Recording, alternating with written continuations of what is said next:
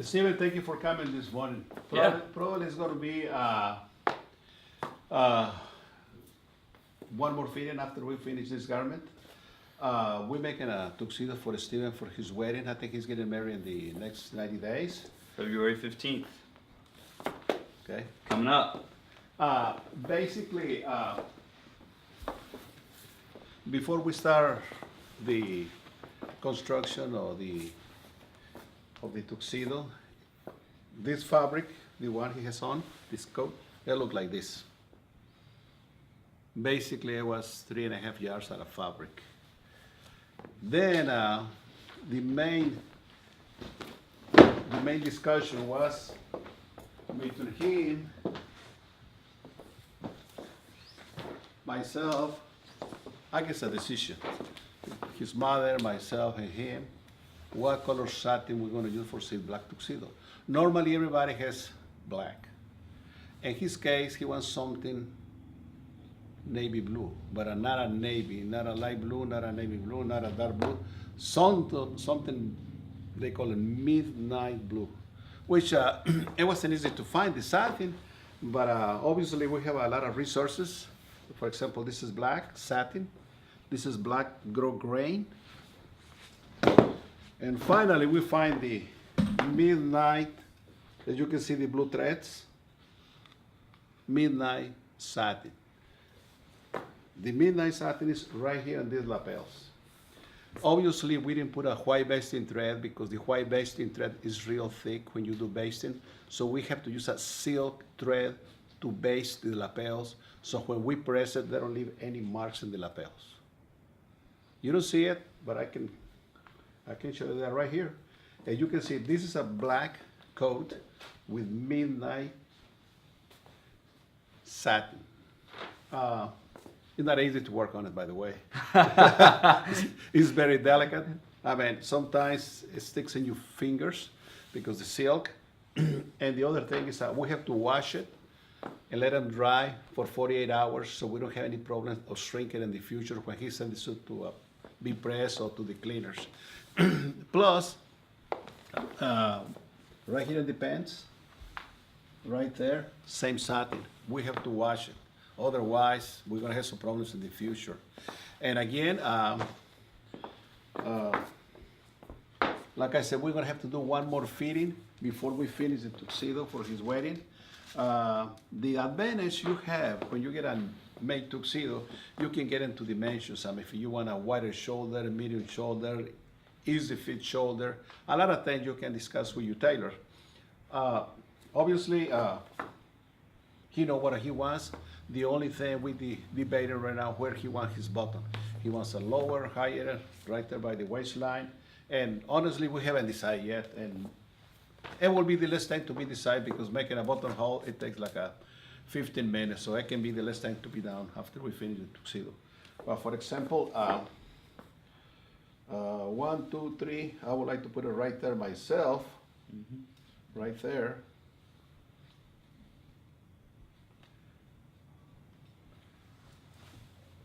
As you can see it, turn around please. It might be there, we don't know yet, we have to make a decision. Of course he's gonna wear cufflinks and he like to show a lot of shirt. I mean, this shirt might be a little bit too long. Absolutely, yeah. And the other thing is the advantage of you have, please turn around, is to have a clean back. He wants to look clean when he's walking to the hall and the shirts, he wants to look spotless. And look at it, it's already. We have to work a little bit in the shoulder, a little bit. But as you can see the neck, you can see the back, you can see the waistline, it just hangs. Of course, it hasn't been finished, you know. I hope you like the lining too. It's kind of medium blue striped satin. Okay, let's go to work. I think I have to do something over here. First of all, what I have to do is mark the position of the sleeves, which is right there. You know, some clients, they have the sleeves too forward, too back, so client has to be relaxed, and then you mark the position of the sleeve, which right there, you can see it hanging perfect. No wrinkles, nothing. I mean, it's not cracking, it's not doing anything.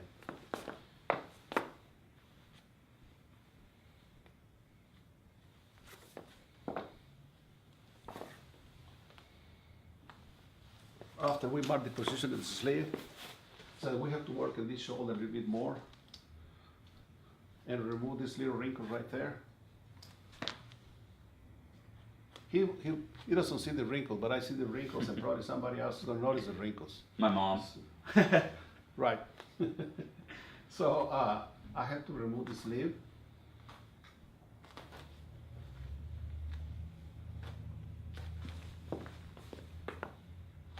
Problem starts.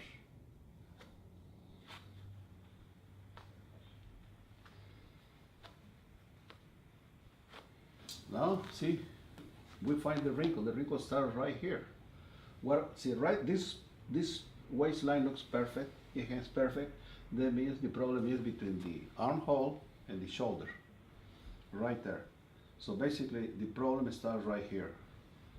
We have to find where the problem starts. This is like a X-ray, like MRI. You know, we have to see where the problem is. See, if we raise the shoulder, it will make it look clean. What does it mean? That means this particular posture is very straight, and he has a forward pitch shoulder. That means his shoulder that go forward and what causes this breaking right here. Normally they develop a humongous wrinkle behind the neck, but you don't see it in this case because we make the adjustment when we cut it from the beginning. So what you have to do is just open the shoulder, open it right there. See, as you can see now.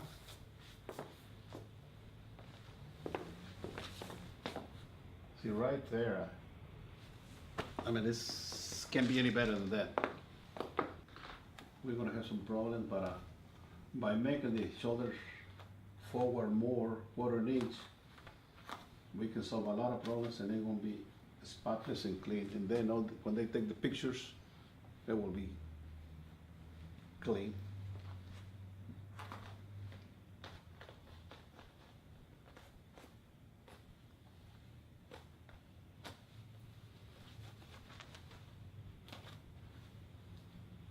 Always scares me when you do that.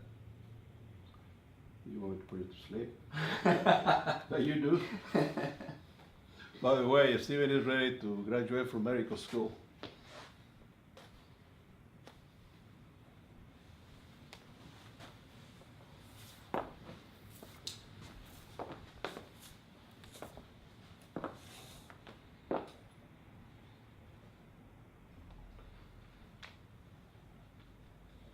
Okay, turn around.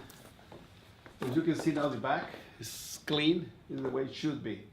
Can you turn around, please? See the silhouette of the body is not too tapered, but it's not loose at all. It has a little bit of shape, like a contour. The shoulder has a lot of expression. It's not a real natural shoulder. It's not a real Italian high shoulder. It's more like something we make, something between American, Italian, and natural shoulder. Something it takes kind of skill to build it up. As you can see, it's maybe 1/4 inch shoulder pad. The rest is his shoulder. So basically, if you put him in a high shoulder, it will look like a Herman the Monster, and we don't want to do that. And but again. See this shawl lapel? Another thing we've been debating about his buttonhole. Mm-hmm. I don't know if you can see the sheen. You can see now the blue. Sometimes, all depends which way he turns around. You can see the sheen of the satin, the different color of the satin. You see it right on the fold. Right there. We debating if he wants buttonhole or not. Something like, again, it can be discussed to the last minute. Or I can be discussing like 30 minutes before his wedding. You know, it can be done. It's not a big deal. Again, even we know he's not going to wear too many pockets. Day his wedding, he has our label. As you can see, the pockets are made by hand. Still, the basting is still there.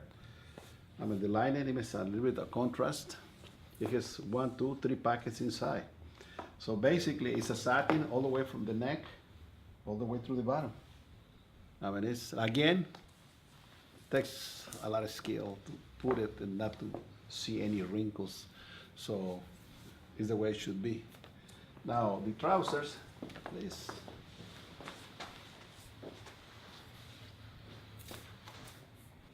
With the satin from the trim from the top of the waistband all the way through the bottom.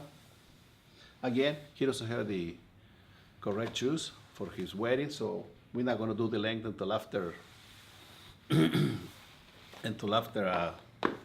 get the right shoes. One thing I would like to ask you. Mm-hmm. I mean, you a normal size, 38, 36, 37, 39. I don't know what size you are, but Oh, my chest? Yes, but my question is, let me put it this way: you in easy size, you can buy a store anywhere. Why you decide to get a custom suit? I think for me, you know, it's It's a 38 and a half. His chest. so yeah, I should be able to buy something off the rack. Very easy, but that was kind of one of my questions. Yeah, for me, I think for better or for worse, I think I'm somebody that like had my own opinions about what I wanted, and that's definitely hard to find off the rack. There's certainly nothing you can buy in the store that would have a black tuxedo with a All those details. blue satin. And I knew I wanted a shawl lapel, but a lot of the shawl lapels that you buy off the rack have a lot wider of a Like this lapel. ones? Right, exactly. And that, I think with my sort of body proportions, I think it would look a little wide. So I had all these little things that I wanted, and I knew that he was the best person to make it. So Well, we go back again, like Dr. Rivets, he was here this morning. Again, everything has to be in proportions to make the garment looks better and on the client. And it takes a couple of fittings, a few fittings. All depends on the client. If they have the time, we got the time. If they have the patience, we got the patience. We just want to deliver a good garment. And want the client to be happy and be comfortable and be secure himself. When he wears something or garments, he will be comfortable. That's all. But again, 38 shares. You can go anywhere and you can go across the street and find a tuxedo anywhere. But again, you're not gonna find a black tuxedo with a blue satin and all those little details. Probably we have to make the bow tie. His bow tie has to be the size of his face too. It cannot be real wide or real narrow, real long or real short. We haven't worked on that, but we're working on it right now. he's also making bow ties for all of my groomsmen according to their own face proportions as well. So it's about as custom as it can go. Well, it's a big day. He's getting married, and what can I say? It has to look good. But we think we finished, but we have to have the approval from his mom. She has to be here, and She gets the final stamp. She has to put the seal. Okay, go out. He has to be. Sometimes when you buy a ready-made suit, they have inspected, so we have to find her signature in a little paper inspected. So probably it's going to be another week. I don't know how busy he is. I know he's going through a lot of stress, working in the hospital, studying, and get an interview, so he has to decide when he coming back and try him on again for the Let's Finish. Always. Thank you very much. Thank you. Yeah. Appreciate it. One more question. Your experience, what was it like? Was it what you expected, or just kind of a scenario for somebody who wants to have a custom suit, and what's your experience been? Yeah, I think that I didn't really have many expectations. This was my first go with this sort of thing. But I will say that every time I come in here, I might have an idea of what I'm looking at, and he's looking at something else, and if I bring somebody else, everybody else is looking at another detail. But he's sort of a master at taking everybody's input and seeing what needs to be done, and making his own judgments that ultimately turn out to be the best. So it's a pleasure working with him, and his experience definitely shows in his work. So, Well, like he says, when he brings somebody, they have different ideas. But really, when they say something, I know exactly what they pinpoint, and I know what he's trying to say. So basically, it takes a skill and experience, and by then, putting together what his father says, or his mother, or his friend, or his girlfriend says, Then I put it together and I make my own decision what to do, and that is the way it works. Experience, and it's easy that way, because that way make it easy in us and make it easy in him, and everything it comes for the best.